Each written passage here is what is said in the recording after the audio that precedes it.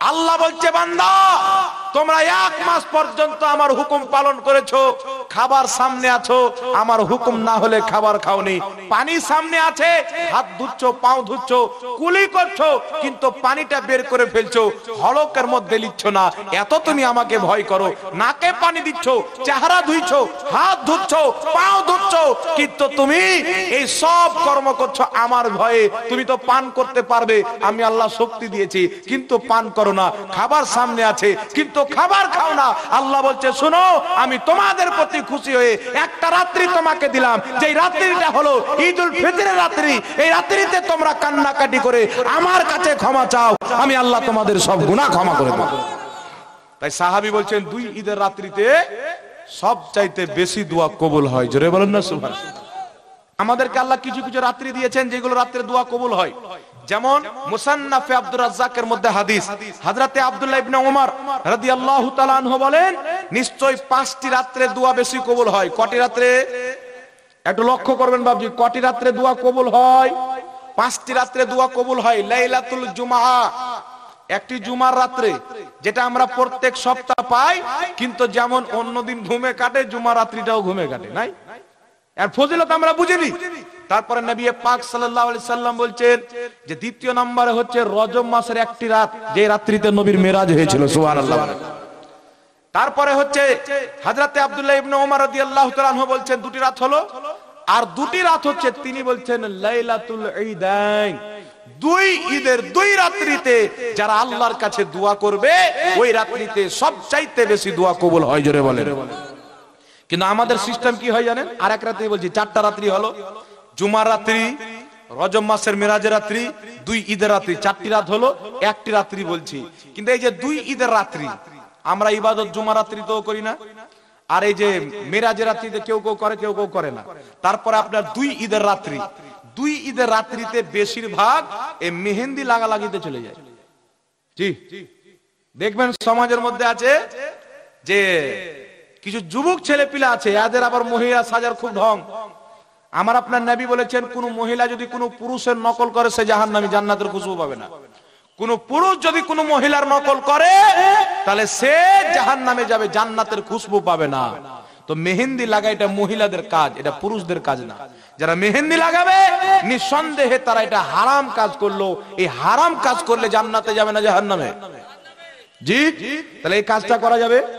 দেখা যাচ্ছে ঈদের রাত্রি আমাদেরকে কি দেওয়া হয়েছিল, যে তোমরা এই রাত্রিতে 1 মাসের রোজা রাখলে, আনন্দ রাত্রি। শুধু বান্দা না, খোদা পাকও আনন্দ হয়। কেন জানেন? এই জন্য যে আমরা 30টা দিন না খেয়ে থেকেছি, একমাত্র আমাদের রবের কারণে। সুবহানাল্লাহ। কার কারণে? জোরে বলেন। কেউ যদি আপনাকে বলে যে কোন পুলিশ যদি সাজা দেয় যে তোমাকে 30 দিন রোজা রাখতে হবে, পুলিশ সাজা দিল, এটা আল্লাহর পক্ষ থেকে না, তাহলে মানুষ কি করে জানেন?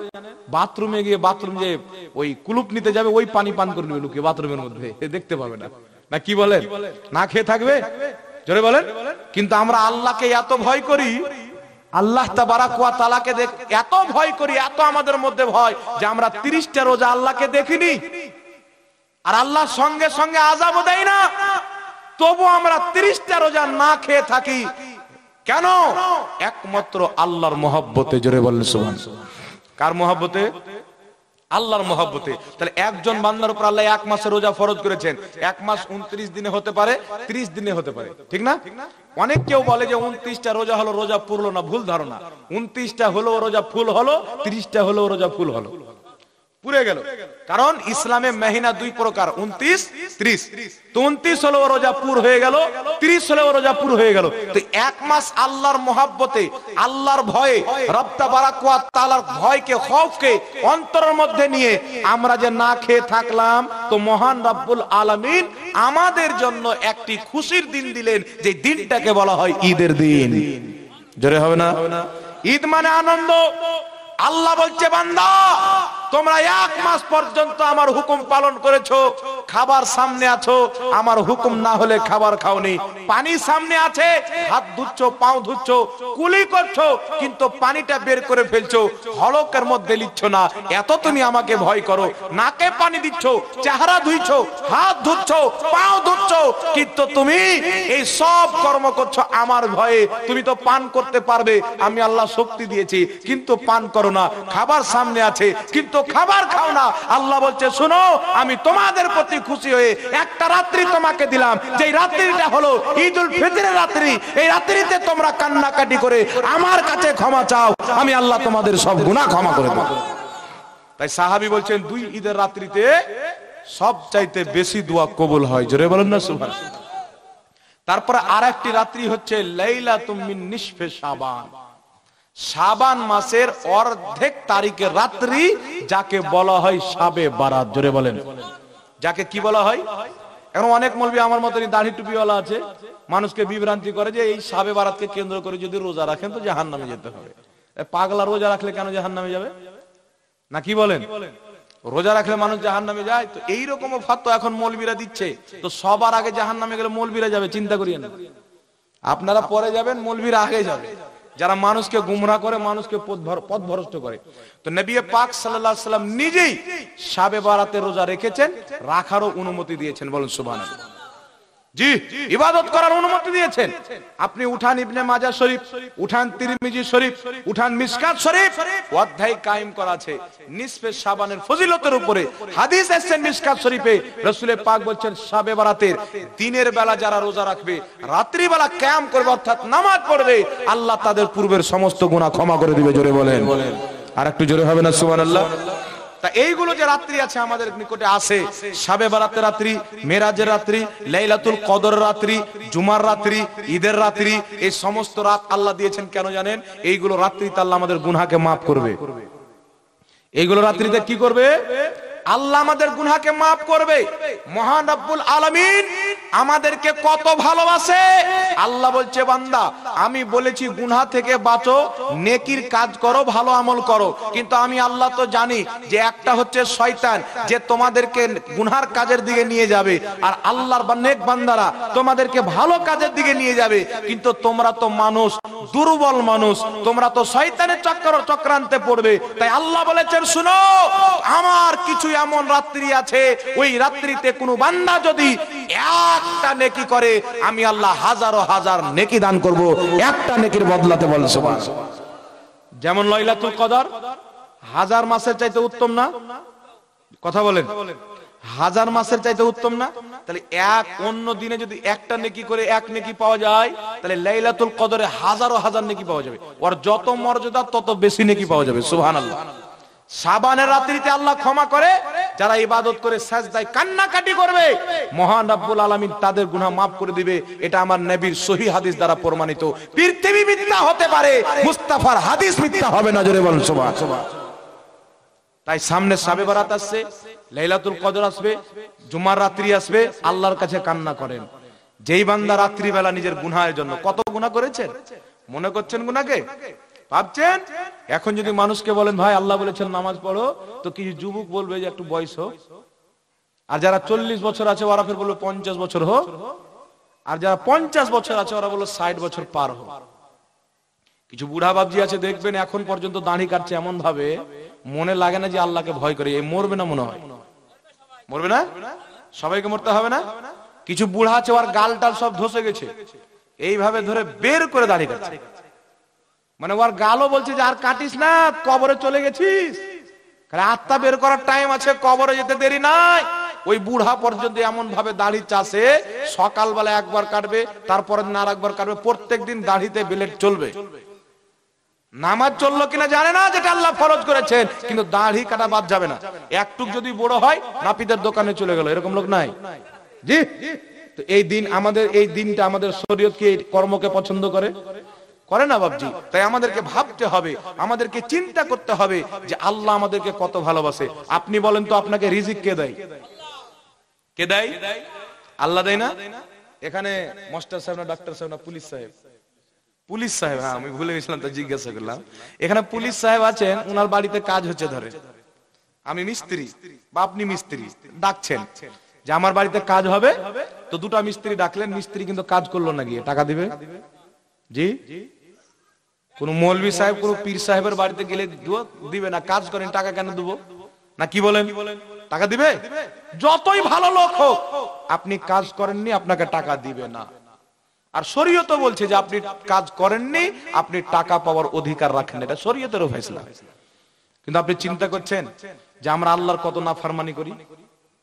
আল্লাহ পাক বলছেন ফাসাল্লি, আল্লাহ তাবারক ওয়া তাআলা কুরআন পাকের মধ্যে বলেছেন, আল্লাহ তাবারক ওয়া তাআলা ফাসাল্লি লিরাব্বিকা ওয়ানহার, নামাজ কায়েমের কথাও আছে, কুরবানি দেওয়ার কথা আছে না নাই?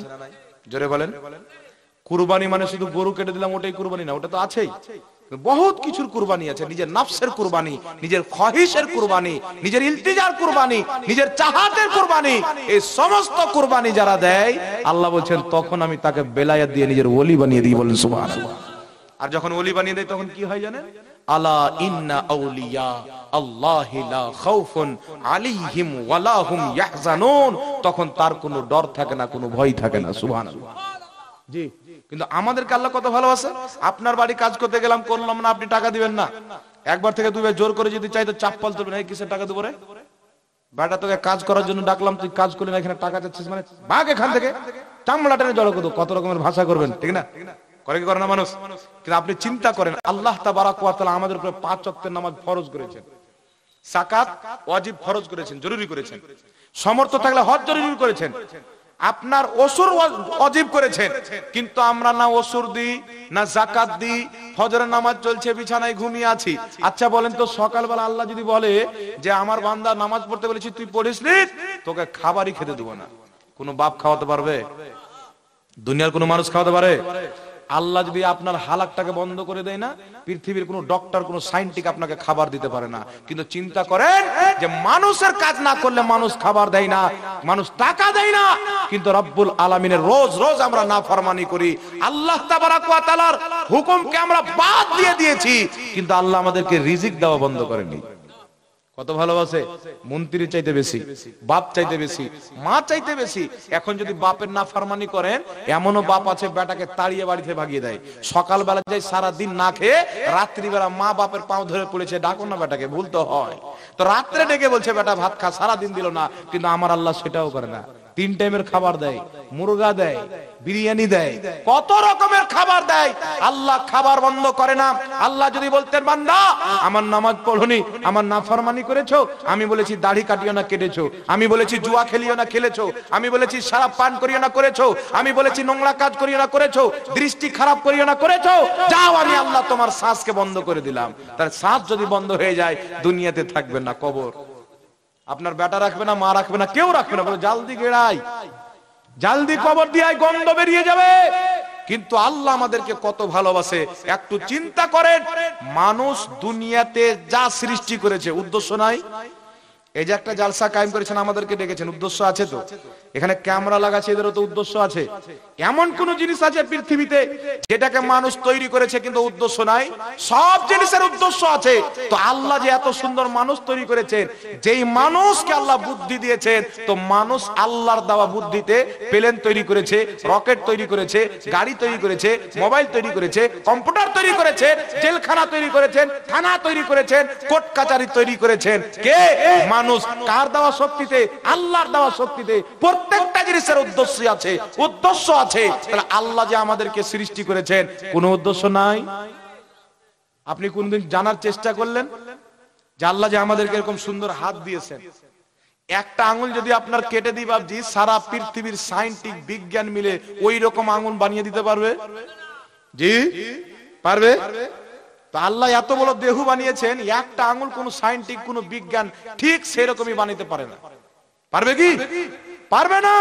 তো এত সুন্দর দেহ, এত সুন্দর নলেজ, এত সুন্দর চেহারা, এত সুন্দর চোখ, এত সুন্দর জবান দান করেছেন, তো নিশ্চয়ই আল্লাহ পাকের কোন উদ্দেশ্য আছে না নাই?